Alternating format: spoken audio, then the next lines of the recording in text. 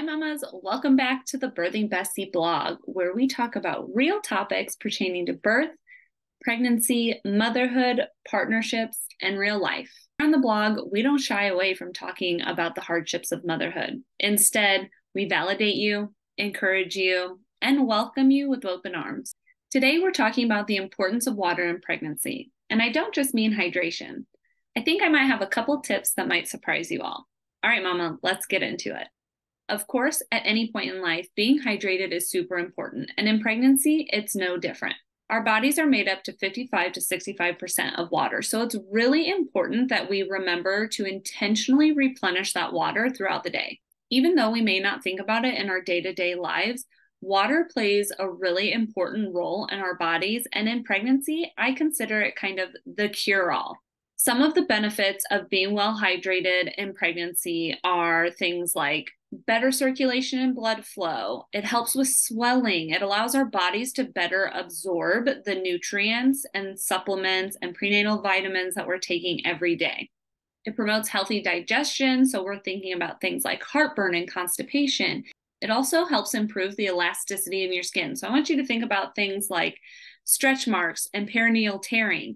The more hydrated you are, the better your skin can stretch without trauma. It can help mitigate joint and muscle pain, alleviate headaches, and it helps build the amniotic fluid that your baby's in. A good rule of thumb when it comes to water intake is to aim for half your body weight in ounces. Now, I want to preface this by saying never do I encourage you to hold a lot of value to that number that you see on the scale. So instead of getting hung up on that number for the sake of knowing how much water you should be drinking, instead I want you to make a guesstimation of the weight that you may have been earlier on in pregnancy and then add 10 to 20 more ounces to that.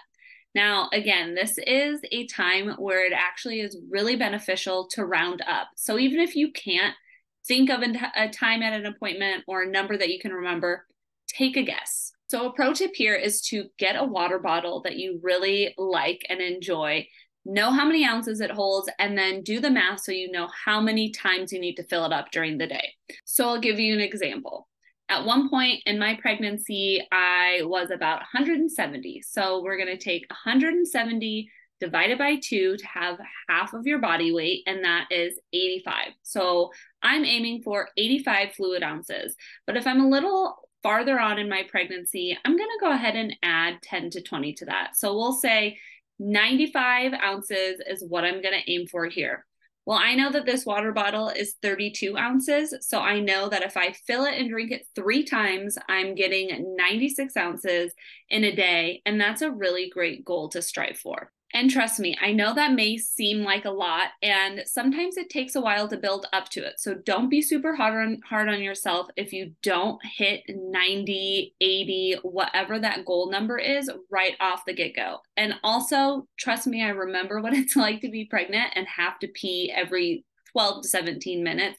But remember all of those benefits we talked about above and know that your body and your baby will thank you for being well hydrated. Now, for something that I think is so interesting that a lot of people may or may not know is the benefits of being in water yourself. Being submerged in water, especially later in pregnancy and especially in the summer heat, has so many benefits. Whether it's swimming, water aerobics, floating, or just being in water, it has benefits like improving circulation, helping with that swelling, regulating your body temperature, easing joint and muscle pain. And really the main benefit here of being submerged in water is that you're essentially weightless. You don't have gravity working against you. You can float, you can move, you can get comfortable, and really you just have no gravity to deal with like you do every other aspect in pregnancy. Now, here's the really interesting part. Being submerged in water can also help your baby find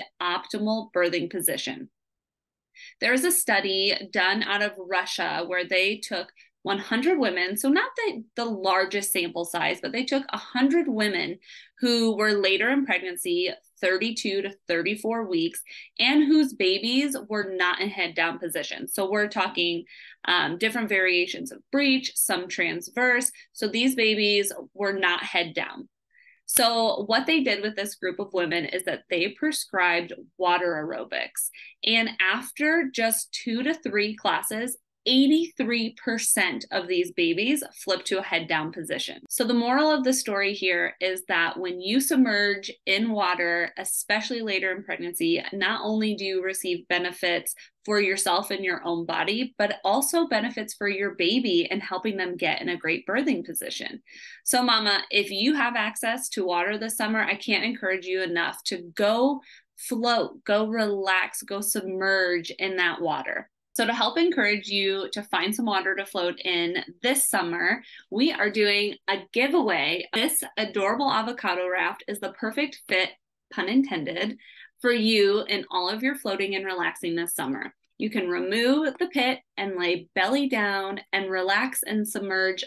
To enter the giveaway, all you have to do is click on the form below, complete it, and that's it. We'll draw winners August 1st, and you can have your own avocado raft to float, relax, and submerge all summer long. Well, mama, that's a wrap on the importance of water in pregnancy. And don't forget, find yourself a cute water bottle and challenge yourself to see how many times you can refill it in one day. And if you need a little extra support in any aspect of your motherhood journey, remember, I'm just a click away. You can always email me at ebbirthing@gmail.com, or you can find me on Instagram at ebbirthing and slide into my DMs. I'm always here for you, mama.